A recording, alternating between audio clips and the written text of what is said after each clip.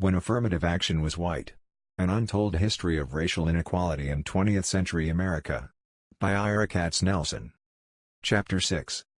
Johnson's Ambitions, Powell's Principles, Thoughts on Renewing Affirmative Action. Imagine two countries, one the richest in the world, the other amongst its most destitute.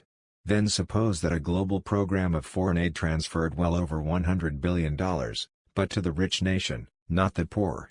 This is exactly what happened in the United States as a result of the cumulative impact of the most important domestic policies of the 1930s and 1940s. Social Security began to pay old age pensions in 1939. By the end of the 1940s, its original provisions had been impressively improved. The GI Bill was the largest targeted fully national program of support in American history. The country passed new labor laws that promoted unions and protected people as they worked. The Army was a great engine of skill training and mobility during the Second World War. None of these was a marginal or secondary program. To the contrary, individually and collectively they organized a revolution in the role of government that remade the country's social structure in dramatic, positive ways. But most blacks were left out. The damage to racial equity caused by each program was immense. Taken together, the effects of these public laws were devastating. Social Security, from which the majority of blacks were excluded until well into the 1950s, quickly became the country's most important social legislation. The labor laws of the New Deal and Fair Deal created a framework of protection for tens of millions of workers who secured minimum wages, maximum hours, and the right to join industrial as well as craft unions. African Americans who worked on the land or as domestics, the great majority, lacked these protections. When unions made inroads in the South, where most blacks lived, moreover, Congress changed the rules of the game to make organizing much more difficult.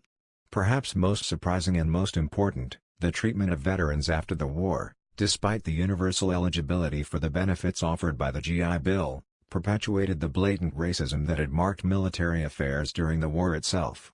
At no other time in American history have so much money and so many resources been put at the service of the generation completing education, entering the workforce, and forming families. Yet comparatively little of this largesse was available to black veterans. With these policies, the Gordian knot binding race to class tightened. The most important feature of Lyndon Johnson's sweeping and assertive address at Howard University in June 1965 was his proposal to loosen this tie. He depicted policies that would not target the black middle-class audience he was addressing, but the poor, the unemployed, the uprooted, and the dispossessed. At the time, he anticipated that the federal government would undertake a substantial effort to close massive gaps both between blacks and whites, and between more and less prosperous blacks. The past 4 decades have not been kind to this vision. Affirmative action has taken a different turn than the one envisioned in that speech. This concluding chapter offers a map to find the way back. It charts principles to retrieve Johnson's ambitious project. It connects those precepts to the history of racial bias that this book has chronicled. Finally, it sketches how affirmative action might return to the unrealized undertaking the president described as the next and the more profound stage of the battle for civil rights. Part 1. When the president lingered to shake hands with the graduation audience, the civil rights movement, which had already begun to crest, was taken to a higher level. Though he doubtless understood that the vision of affirmative action he had just proposed would be controversial, he might well have thought the comprehensive program it envisaged could not prove any more difficult to achieve than the Civil Rights Act he had shepherded, the Great Society legislation he had sponsored, or the Voting Rights Act he was promoting. Johnson's revolutionary brand of affirmative action, in fact, never happened. His desire to dramatically improve the lot of the least well-off African Americans was never achieved. His sanguine goals were dashed by a number of events, by a radical transformation in race relations, the escalation of the Vietnam War, new divisions within the Democratic Party, and a Republican resurgence. After the bloodshed in Watts in August 1965, the intensification of racial violence in the summers that followed, and the spiraling use of aggressive racial language by enterprising white and black leaders, this plan became politically impossible.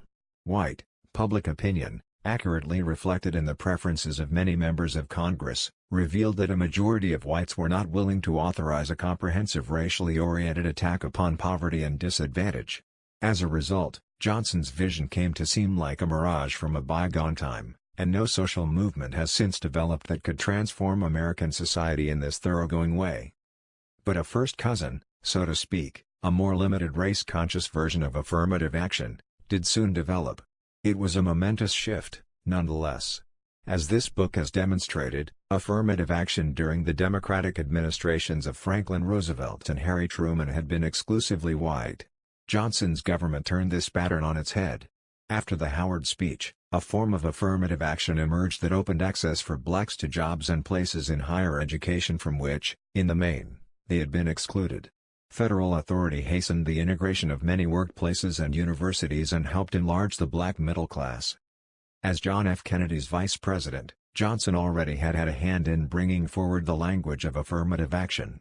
A year after the sit-in movement seized the country's consciousness in 1960, and just weeks before the Freedom Ride sent integrated buses to the South, President Kennedy issued an executive order in March 1961 to create a Presidential Committee on Equal Employment Opportunity. 2 months earlier, Hobart Taylor Jr., a young black lawyer from Houston, had been asked by Vice President Johnson to review a draft of this order. Taylor added language stating that it is the policy of the United States to encourage by affirmative action the elimination of discrimination. Federal contractors, he further wrote, were obliged to engage in affirmative action to ensure that applicants are employed and that employees are treated, without regard to their race, creed, color, or national origin. Sitting back and waiting would not open the barriers facing African Americans. As part of the quest for civil rights in the Kennedy years, affirmative action did not yet connote compensatory treatment or special preferences. Rather, it simply implied positive deeds to combat racial discrimination. Yet even in the early 1960s the idiom of affirmation suggested more far-reaching possibilities. From the start of the decade, Johnson seemed to understand what he would later say aloud at Howard. Civil rights alone would not be sufficient. The growing gap between white and black Americans demanded more. When Johnson was designated in early 1961 to chair the Committee on Equal Employment Opportunity, he privately advised the president that the Eisenhower administration's non-discrimination clause for governmental contracts should be revised to impose not merely the negative obligation of avoiding discrimination but the affirmative duty to employ applicants. In this early period of new, or explicit, affirmative action, it would have been difficult to foresee the form its programs might take. As Johnson's aspirations were dashed, an alternative model of affirmative action was developed by his administration, and it was secured, surprisingly, during the Nixon presidency, largely without the agreement of Congress and outside public view. Federal agencies and federal courts soon required that employers and educators take race into account in order to rectify the second-class status of African Americans. An emphasis on specific, intentional acts of discrimination was supplanted by policies that gave advantages, even actual points, to membership in a specific racial group. Compensatory policies were adopted where black individuals could be chosen even if white applicants had more appropriate qualifications judged by customary measures like grades and test scores. Focusing on access to the top reaches of higher education and on highly desirable private and public sector jobs for people with considerable skills, these measures introduced a controversial new racial morality based on membership in a victimized category. When called upon to interpret and enforce black rights, federal administrators in the Equal Employment Opportunity Commission, EEOC, which had been created by the Civil Rights Act, found themselves dealing with racial discrimination where individual prejudice and acts of bias alone did not account for the large differences in opportunity enjoyed by whites and blacks. Not without irony, it was Franklin D. Roosevelt Jr., the president's son and the first chairman of the EEOC, who had to come to terms with these circumstances. Lacking the staff or means quickly to process individual complaints, the agency moved away from one person at a time remedies. The EEOC dispatched racial reporting forms to all the employers and unions under its jurisdiction in March 1966. Within months, the press was reporting that the Johnson administration soon will begin withholding federal business, at least in part, from contractors that failed to hire and promote Negroes and other minorities fast enough. Affirmative action is the key. By 1968, the agency had created a massive new source of data on racial patterns of employment in the United States. Now, it had a comprehensive collection of facts with which to choose targets of attention. Utilizing these statistics, the agency held public hearings, pressured companies and whole industries, and arranged conciliation agreements when the information the agency generated demonstrated disparities so large between white and black employment that discriminatory intent might legally be inferred. The burden of proof shifted from specific acts of discrimination to the justification of overall patterns of exclusion. The Nixon administration, far from opposing these new measures, expanded the policy by further applying the doctrine of disparate impact, rather than disparate treatment.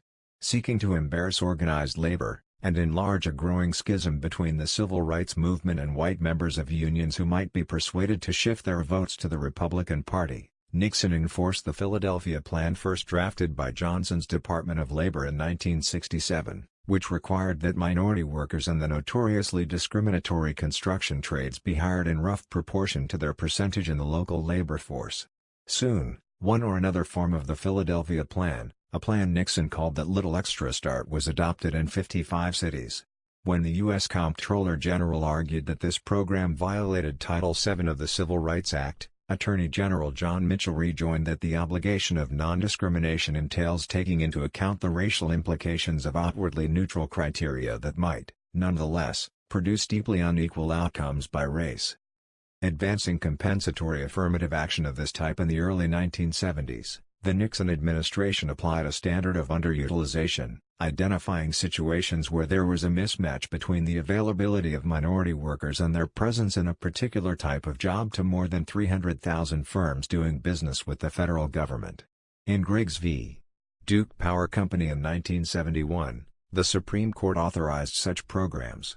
It found that the Civil Rights Act of 1964 applied not only to intentional acts of job discrimination but also to recruitment procedures, such as hiring tests, which were fair in form but discriminatory in operation because of their adverse impact on African Americans.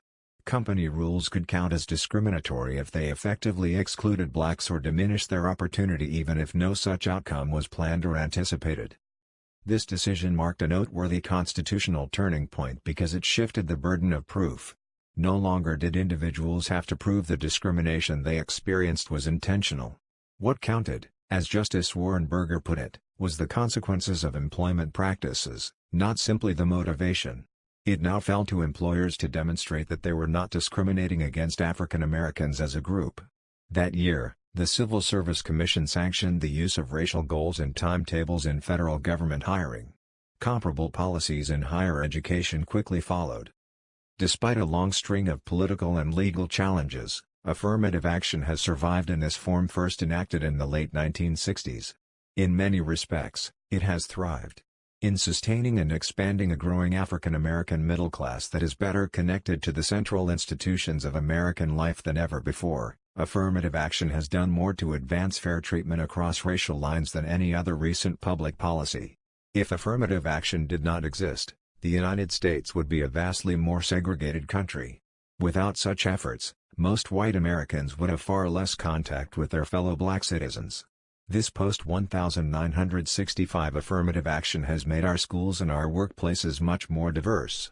In the last 3 decades of the 20th century, for example, some 15,000 black students graduated from the country's top 25 universities, some 2/3 of whom had been admitted by affirmative action guidelines. Another 10,000 graduated from business school and more than 3,500 from medical school. In this era, the number of African American engineers and lawyers tripled, the number of black doctors doubled. In 1965, fewer than 5% of all college enrollments were African American, the same proportion as a decade earlier. By 1990, the percentage had increased to 12%, matching the share of African Americans in the population as a whole. With this dramatic growth in skills, schooling, and certification, many African Americans, especially black women, have achieved quite dramatic occupational mobility.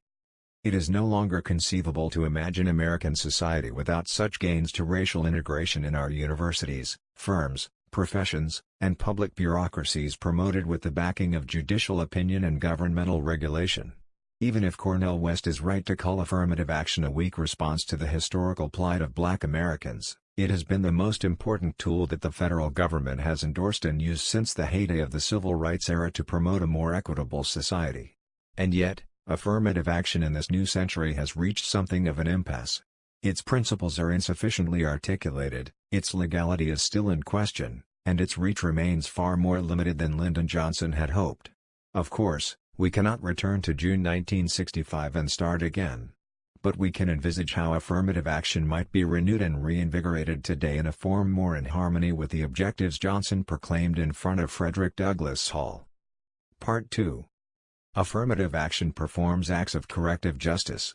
Public policy is used to compensate members of a deprived group for prior losses and for gains unfairly achieved by others that resulted from prior governmental action. Corrective justice, the legal philosopher Jules Coleman has noted, is different from a fair allocation of goods. Rather, it identifies interventions which remedy previously unjust decisions that made existing patterns of distribution even more unfair than they otherwise would have been. When is such justice legitimate? How far can its remedies be extended, and on what basis? Can affirmative action as it presently exists, as well as a more inclusive affirmative action, rely on the same principles? How and when can they take race into account? Strong opponents of affirmative action say never. It is important for supporters to meet the principled objections such opponents use when they call for an end to every kind of racially focused affirmative action with persuasive arguments pitched to the same level.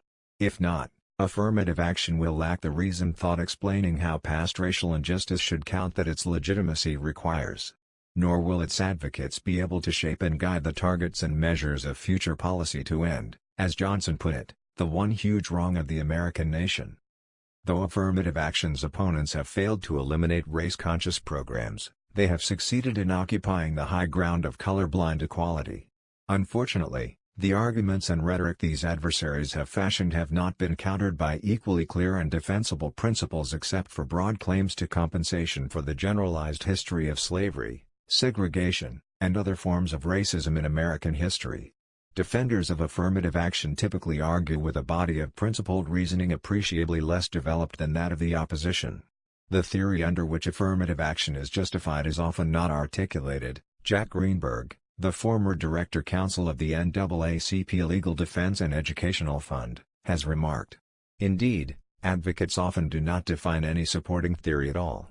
The respected journalist Nicholas Lemon has observed that while the opponents of affirmative action have been honing their arguments for a good 30 years, arrayed against these compelling arguments is a very loud silence.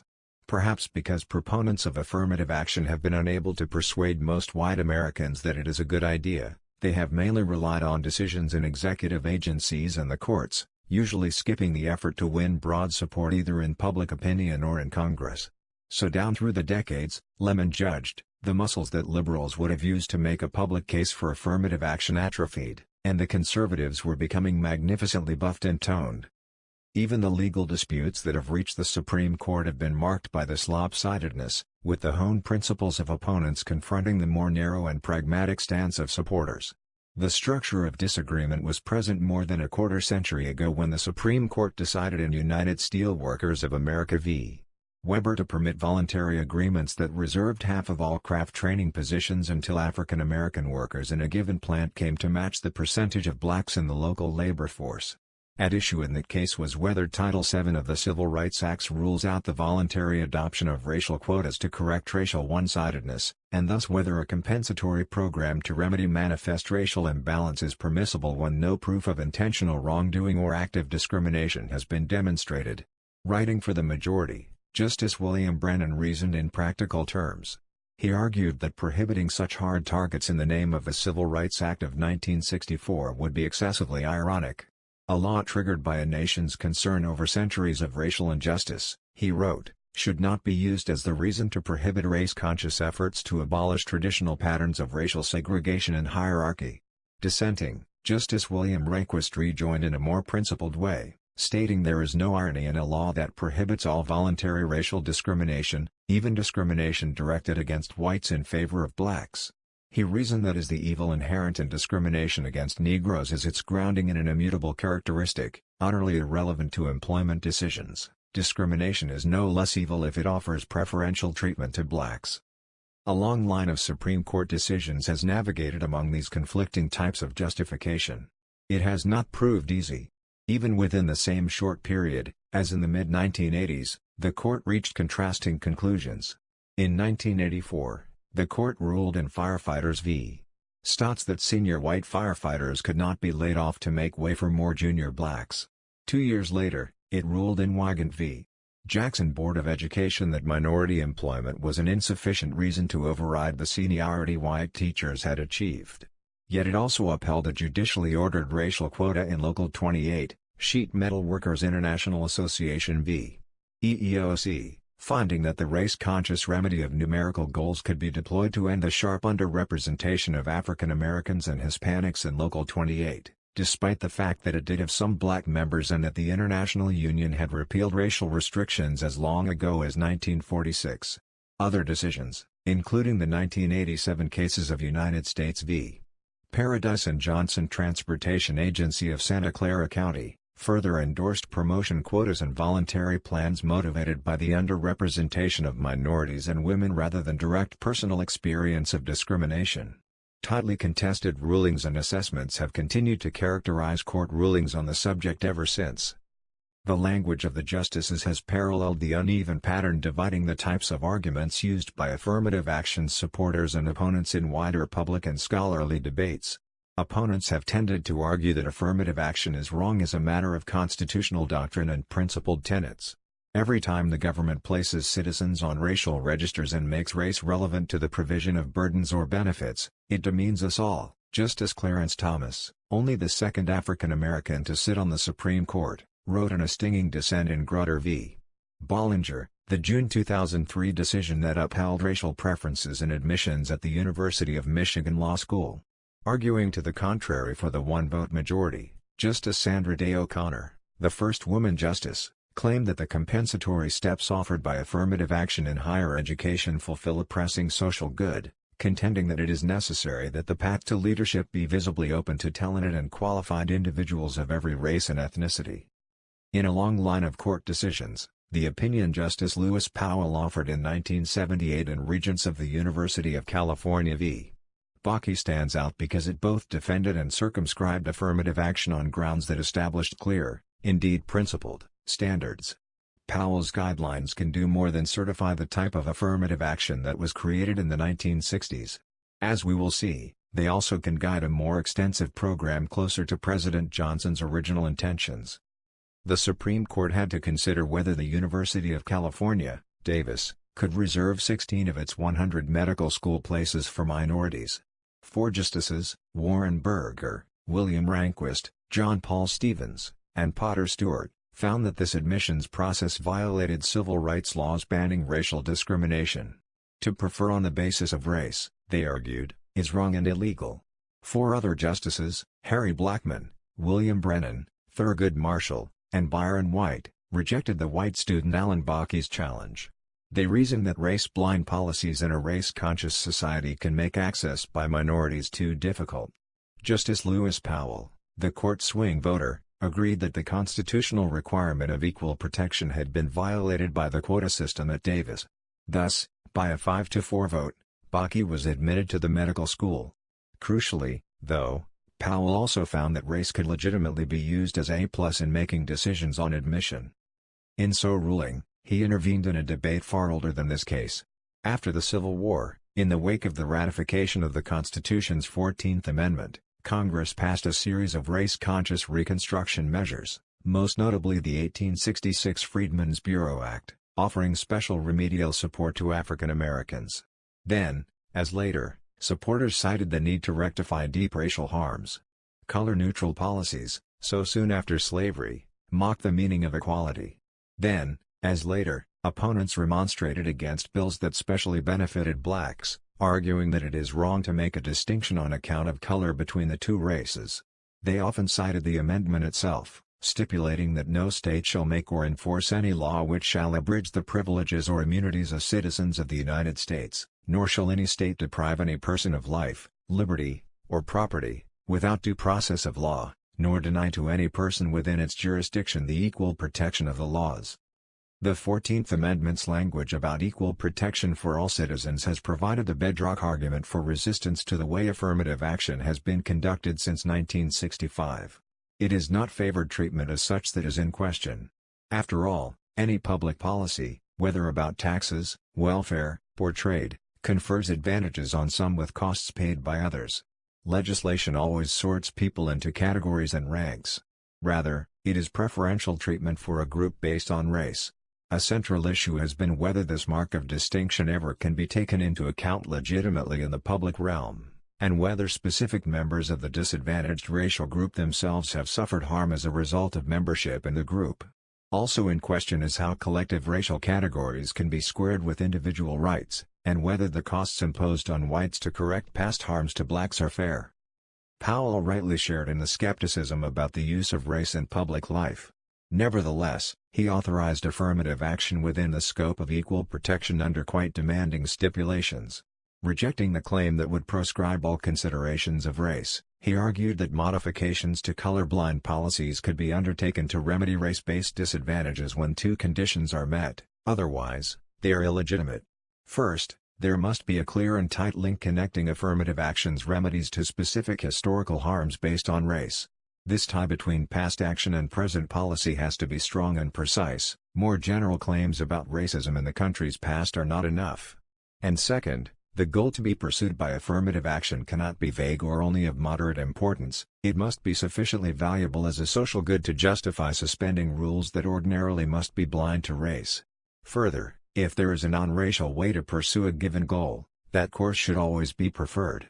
He insisted on these two principles, that racial injuries be specific and clear, and that a compelling public purpose must be identified when racial remedies are applied, because a colorblind society is desirable and color coding is inherently susceptible to misuse. Powell's decision upset affirmative action's enemies. Writing in 1979 as a University of Chicago law professor, Antonin Scalia argued that Powell had been wrong to uphold affirmative action in any form. Restorative justice, he claimed, is inherently not right and not constitutional. The affirmative action system now in place, he wrote, would produce perverse results that would prefer the son of a prosperous and well-educated black doctor or lawyer, solely because of his race, to the son of a recent refugee from Eastern Europe who is working as a manual laborer to get his family ahead because it is based upon concepts of racial indebtedness and racial entitlement rather than individual worth and individual need, that is to say, because it is racist. This new form of racial presumption simply is wrong because it traduces colorblind standards. From racist principles, he concluded, flow racist results. Echoing the response to Reconstruction, affirmative action's challengers offer a rationale stressing that each individual should count as any other. Coding by color is playing with fire. Reverse racial discrimination can result in new kinds of discrimination. On this account, it damages the equality of individuals, undermines merit, and stigmatizes members of the group at advantages. Racial categories are too blunt and inclusive to identify citizens who deserve special help. Individual rights always are threatened by racial counting. The price paid by whites is not just. So goes the argument. As early as August 1965, the Wall Street Journal editorialized against negative action, the label it gave to the dismissal of 3 white members of the CBS Orchestra in Chicago in order to bring on 3 black musicians. Soon, these themes were taken up by more scholarly authors. Writing in the mid-1970s, the sociologist Nathan Glazer remonstrated against the new concept of affirmative action that assumes that everyone is guilty of discrimination. It then imposes on every employer the remedies which in the Civil Rights Act of 1964 could only be imposed of those guilty of discrimination. As a result, he argued, the nation is by government action increasingly divided formally into racial and ethnic categories with differential rights, and he complained that the country now was partitioned between groups that are entitled to statistical parity in certain key areas on the basis of race, color, and national origin, and those groups who are not. Such high-mindedness is too abstract and too removed from the country's historical record. It is more than a little ironic, just as Thurgood Marshall observed in 1978, in criticizing the admission of Alan Bakke to Davis, that, after several hundred years of class-based discrimination against Negroes, the court is unwilling to hold that a class-based remedy for that discrimination is permissible. Powell disagreed with Marshall on the particular case but not on his broader view.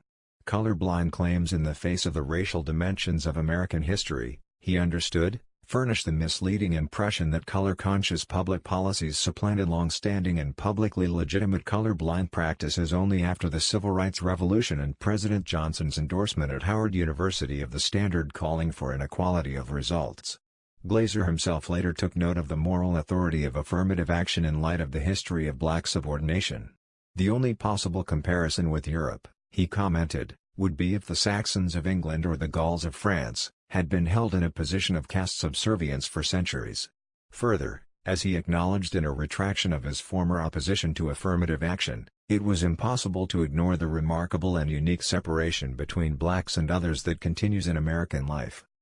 Blacks and whites have remained isolated from each other to a degree that would be even more pronounced if not for the limited type of affirmative action the country currently enjoys. In the half-century since Brown v. Board of Education, the depth of racial segregation in most American schools, neighborhoods, and families has persisted.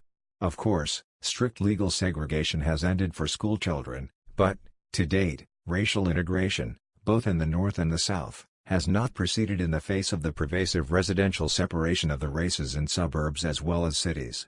On virtually every social and economic dimension, blacks and whites are still a nation apart.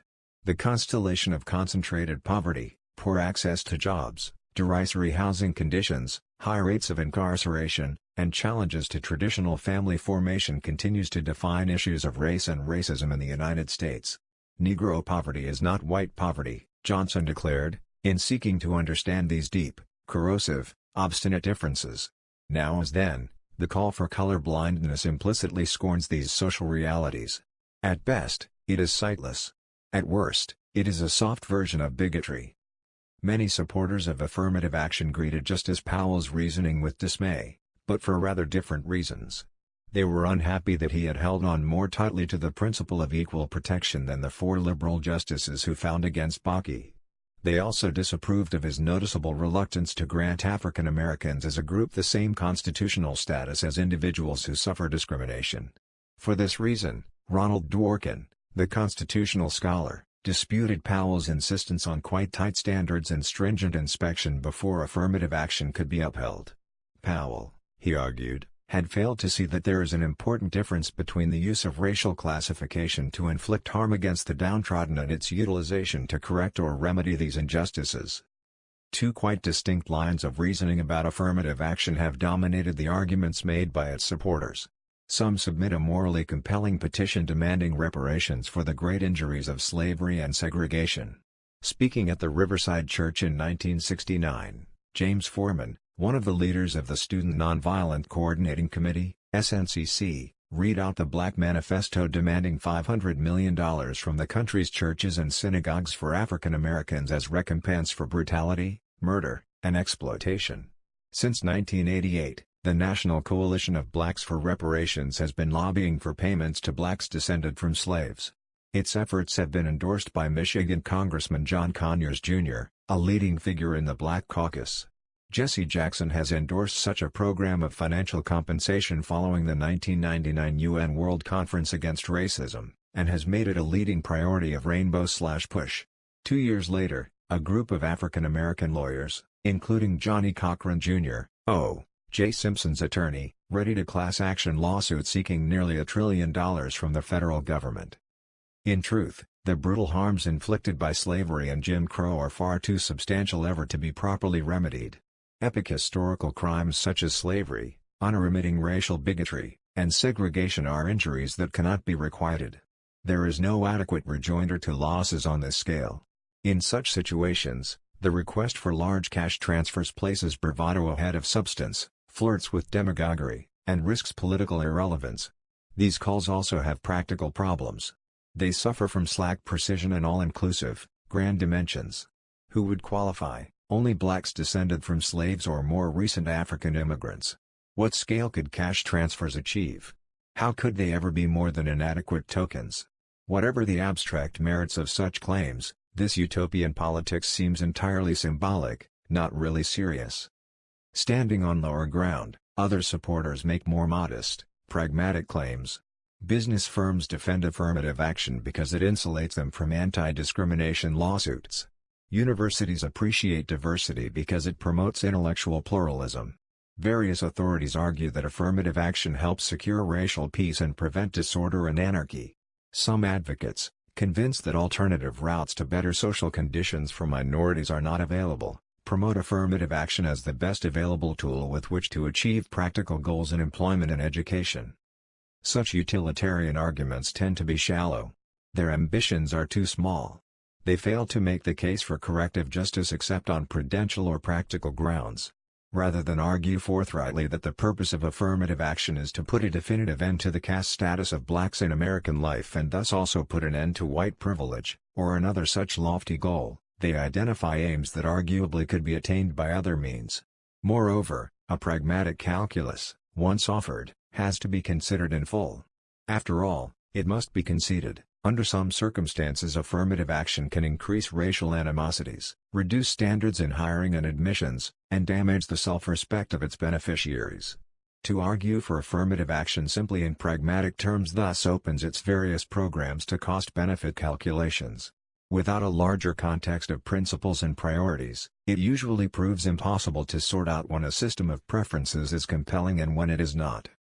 In contrast to both sets of critics, I think Justice Powell's fine-grained assessment of affirmative action was just right. It would be callous to ignore the tremendous and devastating impact of racism on American life. In light of the particular harms inflicted on blacks in multiple institutional spheres, it has to be possible to override the understanding that equal protection ordinarily applies to individuals, not racial groups, in order not only to end discrimination, Justice Ruth Bader Ginsburg has argued, but also to counteract discrimination's lingering effects. But such exceptions must be narrowly tailored. They must serve a sufficient public purpose to overcome a non-racial constitutional and moral presumption, and they must be conditional on the character and strength of the ties that connect specific past harms to present remedies. Every violation of colorblind norms, in short, must be justified with the goal of a just colorblind society in mind. Impartiality should be the predominant value. Wherever possible, race should not count for or against any given person. Not every injustice should be answered with preferential policies. When such corrective justice is utilized by the federal government, it must plausibly indicate the relationship between the victims of the given wrong and the recipients, sometime later, of public benefits, and it has to show why a particular remedy is a good choice to compensate for wrongs committed in the past. Building on Powell's principles has significant advantages. First, his demand for strict scrutiny appropriately sets the bar high, but not beyond reach. It balances a widely shared desire to make color neutrality the dominant norm with the cheerless recognition that this goal cannot be achieved if the role race has played in American life is downplayed or, worse, ignored. As such, this jurisprudence can appeal to the broad middle of the political spectrum. Properly explained and elaborated, it can widen the scope of support for affirmative action. As one example, Justice O'Connor, who, like Powell has often been the court's pivotal voter, has endorsed this equilibrium. In an attempt to dispel the notion that strict scrutiny is strict in theory but fatal in fact, she has written that even if ordinarily the government should not take race into account, the unhappy persistence of both the practice and the effects of racial discrimination against minority groups in this country is an unfortunate reality, and government is not disqualified from acting in response to it. Within the public at large, this approach offers the best chance to make it possible to win backing for what inevitably is a difficult set of policies to persuade non-beneficiaries to approve. As settled law, Powell's deeply historical approach has been applied to the type of affirmative action developed during the Johnson and Nixon administrations, but it also can shape and motivate a considerably broader effort that might target affirmative action at those who are less well off. Affirmative action is constitutional, on his view, when the discrimination being remedied is specific, identifiable, and broadly institutional. Generalized racism or specific acts of individual prejudice or discrimination do not qualify for this kind of governmental response. These distinctions place the onus of proof on the character of the historical evidence that is deployed to justify rectification. A focus on the policies that the Southern wing of the Democratic Party successfully imposed during the New Deal and the Fair Deal is consistent with this requirement. They provide the content Justice Powell requires to justify acts of official rectification. The Bakke decision, as we have seen, focused on higher education. In that context, Powell argued that affirmative action to achieve educational diversity was permissible because it addressed the specific situation created by the historical pattern of nearly all-white higher education. Considered in the context of the Roosevelt and Truman administrations, however, The harms inflicted on blacks by exclusion from national public policies invite a basic shift in focus and justification for affirmative action. Because such policies in the last gasp era of Jim Crow constituted a massive transfer of privileges to white Americans, affirmative action can be redirected to this imbalance. The history of advantages offered to most whites and denied to many blacks in New Deal and Fair Deal policies is a particular story of targeted official institutional bias and great consequence. By understanding how the playing field fashioned by such fundamental public policies as Social Security, the Wagner Act, military segregation, and the GI Bill was racially skewed by design, and how their powerful negative effects have compounded in the past 2 generations, Lyndon Johnson's specific type of affirmative action can be advanced. This history has been missing from public debate. Discussions about affirmative action usually begin with the 1960s, when its beneficiaries shifted from white to black. Such historical amnesia has weakened the case for affirmative action. The usual sole focus on present imbalances produces claims for racial rectification without offering enough historical justification to bring its benefits to most African Americans.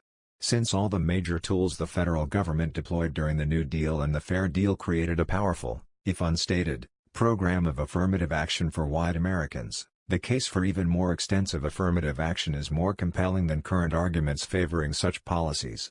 Even today's proponents of affirmative action pay almost no heed to this recent record of profound and pervasive racial bias. Such a serious omission produces more than defective history. It limits the scope of public debate about affirmative action. With hindsight, we can see that Justice Powell did more than turn a situational defeat into a strategic constitutional victory for affirmative action. The rules he designed to assess when the plus of race and affirmative action should be allowed to come into play can provide a framework to address affirmative action today. When this largely forgotten history is revealed and openly discussed, we can return to the goals set forth by Lyndon Johnson at Howard. Retrospectively, we can also see how Johnson's graduation speech anticipated Powell's standards. The president's analysis of how the racial gap had widened, though deficient, sought to clarify the facts about the current status of blacks in American society. He provided a model of justification for affirmative action by summarizing the racial gap, arguing about causes, and spelling out why the divide distinguishing racial groups constituted a major public concern.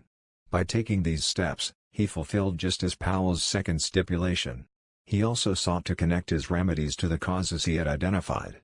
In this approach, he followed Justice Powell's first requirement. Combining Powell's principles and Johnson's ambition propels us back to the moment when key national policies advantaged whites. They also push us forward to a framework for public policies that can respond to the injuries inflicted by officially sanctioned racism. Though motivated by a desire to protect Jim Crow, many of the methods those programs used were adopted on a non-racial basis. A renewed, extended program of affirmative action could offer a reciprocal possibility. Affirmative action could be established in ways that at least partially transcend race, even while primarily rectifying racial injustice. Part 3. Much of this book has been an exercise in strict scrutiny. The application of this yardstick, the legal scholar Michael Perry indicates, has been the court's shrewd, practical way of ferreting out, indirectly or by proxy, what might otherwise be the hidden racist rationale for a law. For a given policy of exclusion to qualify as the basis that can justify affirmative action, such a practice need not have used race as an overt criterion through which to discriminate. Rather, Perry notes, the standards established by Justice Powell are complied with even when the real reason for the law, its actual basis, is almost certainly racist. Not many statutes qualify. Usually, affirmative action has to be justified either as a response to unconcealed racism, such as segregated schools, racial covenants, or bans on racial intermarriage, or to established practices of exclusion not sanctioned by law, such as university admissions policies that often kept blacks out. Of the subjects considered in earlier chapters, only military segregation possessed this nakedly racist character. By contrast, none of the legislation on social welfare, labor law, or veterans openly and unambiguously discriminated against African Americans. Nonetheless, the country's most subjugated, destitute, and politically marginal large group was given the wrong end of the federal stick over and over again. This history was the missing piece in President Johnson's answers to the puzzle he posed about the growing disparities between black and white economic conditions. Johnson's silence reflected popular memory and opinion, both then and now. Most Americans, including many African Americans, warmly remember New Deal and Fair Deal legislation. Social Security and the GI Bill are among the most affectionately recollected statutes over the past 7 decades. This entire era, to tens of millions of Americans, summons up the image of a generous federal government that made a dramatic and tangible difference in the lives of the majority of its citizens. Mostly for good reason, this high standing has become a routine theme in our public discussions. Freddie Mac, presently one of the 2 main pillars, alongside Fannie Mae, supporting housing mortgages, recently celebrated 70 years of national housing policy. Commemorating the New Deal, it placed advertisements headline the 30-year mortgage, a unique system with unique benefits in major American newspapers in June 2004. The one in the Wall Street Journal extolled the history of how, starting with the creation of the Federal Housing Authority in 1934 and the benefits in the 1940s, federal support of long-term, fixed-rate and refinanceable mortgages has been continuous and indispensable.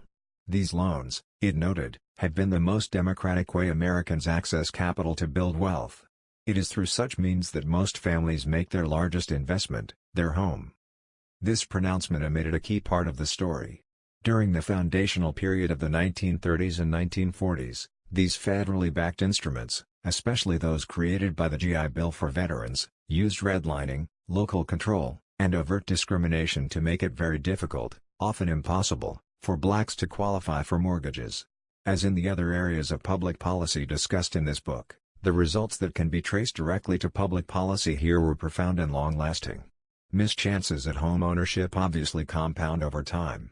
Renters accumulate no equity, while homeowners almost always secure financial gains that exceed inflation. The consequences proved profound.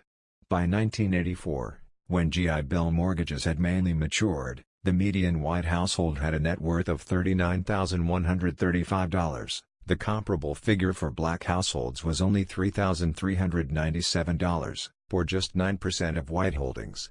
Most of this difference was accounted for by the absence of homeownership. Nearly 7 in 10 whites owned homes worth an average of $52,000. By comparison, only 4 in 10 blacks were homeowners, and their houses had an average value of less than $30,000. African Americans who were not homeowners possessed virtually no wealth at all. Over time, it is much harder to make up gaps in wealth than in income. Slowly but measurably, the disparity between the races in income has diminished, in part as a result of affirmative action. But the dramatic wealth gap has endured. At the end of the 20th century, as a major study reported, the net worth of the typical white family is $81,000 compared to $8,000 for black families, only 10 cents for every dollar of wealth held by white families. Having lost out in so dramatic a way when federal mortgages first came online, African Americans have not begun to catch up. Today, the most dramatic difference is the wealth effect of homeownership. The gains made by middle-class affirmative action helped increase black homeownership as a byproduct of more skills, better education, and improved access to good jobs. But whites, too, have moved ahead. The housing gap thus remains considerable, at more than 25%. It is especially stark at lower income levels. An array of economic studies of the period confirm the controlling importance of white affirmative action more broadly. Robert Margo, Thomas Maloney, and William Collins's detailed accounts of earnings have shown that black and white wages began to converge somewhat in the early 1940s, particularly outside the South. A number of factors were at work. The war created a tight labor market. Many blacks moved northward to seek war production work. The Fair Employment Practices Committee, FEPC, established in 1941, moderated racial discrimination. Strong unions began to include more black workers. The federal minimum wage rose from 25 to 40 cents an hour, raising the wages of all low-wage workers. But because blacks had begun from a lower base, the wages they had earned in unprotected occupations in the South, those who benefited from these trends found themselves improving their economic circumstances at a faster rate than most whites in comparable jobs. It was the reversal of this income convergence between whites and blacks that Lyndon Johnson underscored at Howard. With the war-era labor market no longer producing particularly favorable conditions for working-class African Americans, And with public policy now so powerfully and cumulatively shifting the balance of assistance offered by the federal government to favor whites, the black-white gap across a whole range of indicators actually began to widen. Retrospectively, we can see what a basic branching moment this proved to be. If African Americans had been included on fair and equal terms in social welfare provisions, labor unions, work protection, the Army, and benefits for veterans, Lyndon Johnson might have offered a rather different speech in June 1965. He might have talked about a much larger black middle class, poised to take advantage of the chances the civil rights movement and legislation were opening up. He also might have explained how the national government had helped reduce racial inequalities during a period of mass prosperity to more manageable proportions, and how future policies entirely undertaken on a non-racial but class basis might close what remained of this gap. By the time of Johnson's Howard address, the problems of Black America, not only in the South but also in the growing urban settlements in the North, were growing worse after more than 2 decades of fiercely discriminatory public policy. Black migration northward and the beginning of desegregation in education eroded patterns of insulation that had protected the jobs of some members of the black middle class. There were lags in training, and a mismatch between the acquisition of skills by blacks and the characteristics of new middle-class jobs. Discrimination by employers, banks, landlords, and other purveyors of economic opportunity persisted. What is striking, however, is how the hallmark social policy innovations of the New Deal and the Fair Deal themselves operated more as brakes than as accelerators in incorporating African Americans into the country's rapidly expanding post-war middle class. If Lyndon Johnson were speaking today, 4 decades later, he would still have to talk about black isolation. He would remark on large differences in income and wealth, oppressive levels of unemployment, high victimization, crime, and incarceration, much lower rates for school completion and marriage, and vast, often debilitating hardship for black children. Although the gap in education and earnings between whites and blacks has steadily closed for the top third of African Americans, the median income of the great majority of blacks lags behind that of whites by about 1/3, and the figures for family wealth are even more unequal, not only in home ownership but in other assets such as stock holdings, savings accounts, and retirement funds. This gap in net worth grew substantially in the 1990s with the run-up in the value of real estate and stocks. The old advantages and disadvantages have continued to compound. Part 4. Then at the helm of the Equal Employment Opportunity Commission, Clarence Thomas argued in 1987 that the legal debate over affirmative action is behind us. The same year, the eminent legal scholar Herman Schwartz estimated that the affirmative action wars are over. We now know, of course, they were both wrong. But the terms of reference and the repertoire of reasons that both sides in the argument have continued to deploy already were quite common at the time. Since, they have become fixed rituals pitting advocates of rectification against those who believe affirmative action perversely makes the disease of racism the cure. All the while, the Supreme Court has sustained programs of racial rectification only by the thinnest possible margin, most recently in the decision about affirmative action at the University of Michigan, Grutter v. Bollinger. The shift of a single vote still could doom them. Some states, notably California and Washington, have amended their constitutions by referenda to prohibit any consideration of race in activities carried out by their governments.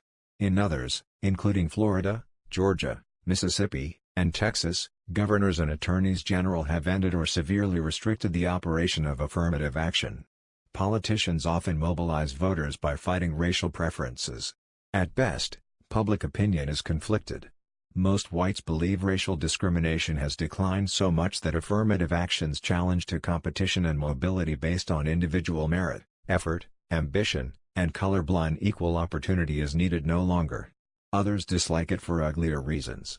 Even if, on balance, affirmative action is likely to continue to move ahead in its now familiar groove, there are no grounds for complacency. In its present form, it is legally and politically insecure. How can affirmative action be made both less vulnerable and less limited? Is it possible to move the debate beyond its familiar, by now unproductive inventory of positions? Can novel ways be found to talk about and advance the type of affirmative action that never was achieved? These goals require coming to terms with the implications of the critical moment when affirmative action was white. Tracing its baneful influence is more than an exercise in revisionist history. It can help activate a broad application of Justice Powell's active standards in light of President Johnson's dormant aspirations. That history provides the necessary pivot, joining constitutional backing to potential political support to broaden affirmative action from its primary focus on the black middle class.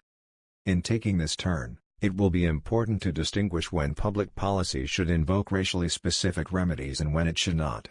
Of the various injuries inflicted by the national government for racial reasons reviewed in this book, only military segregation explicitly endorsed the practices, even the rationale, of Jim Crow.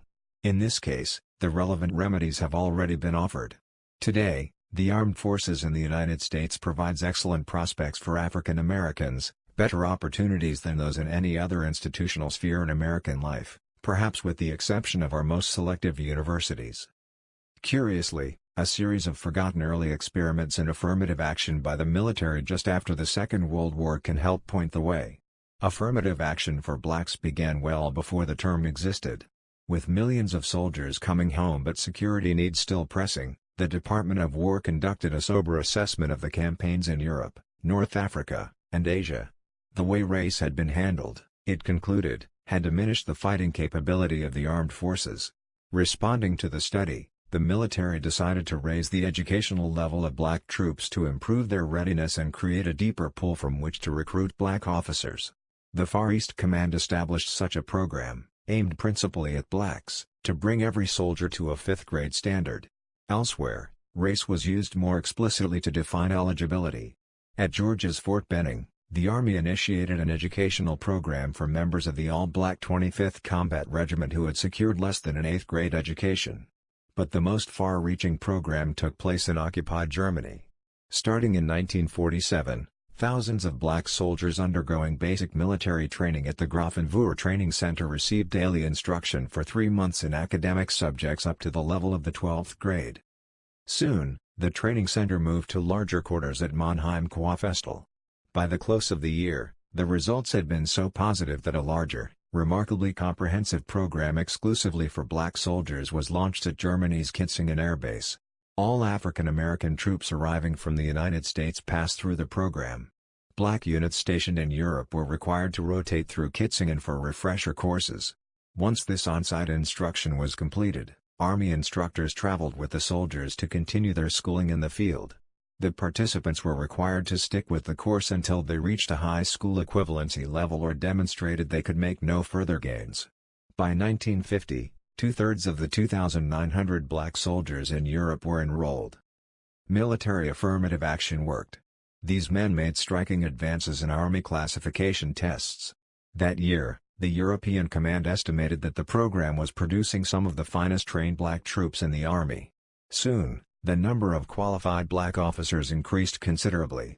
Breaking with the masked white affirmative action of the 1930s and 1940s, race counted positively and explicitly to improve the circumstances of African Americans.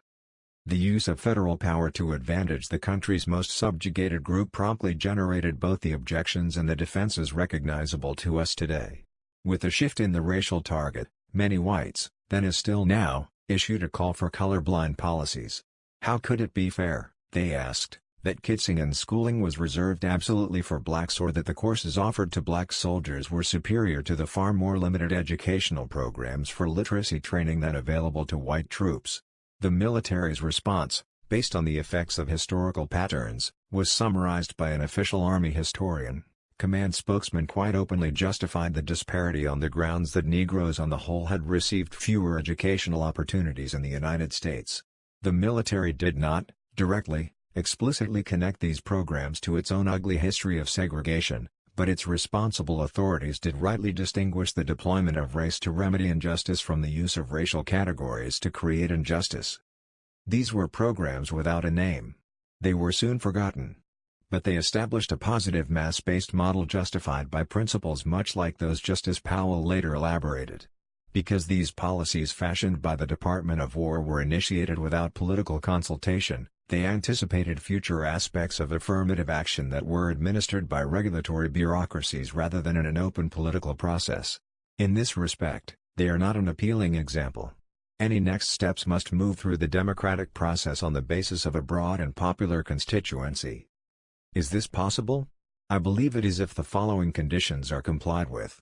Advocates of affirmative action must use the kind of rationale Johnson announced at Howard and the standards Powell certified in Bucky. These programs should neither be permanent nor typical of how government acts. They are called for to right particular past wrongs. In that, they are just. But they also are in the interest of all Americans. Properly tailored and bounded in time, they can help transcend, once and for all, not only the practice of racism but its enduring legacies. The best case for affirmative action is neither some very general reparation for massive harms nor the lighter and more limited, if desirable, objective of diversity.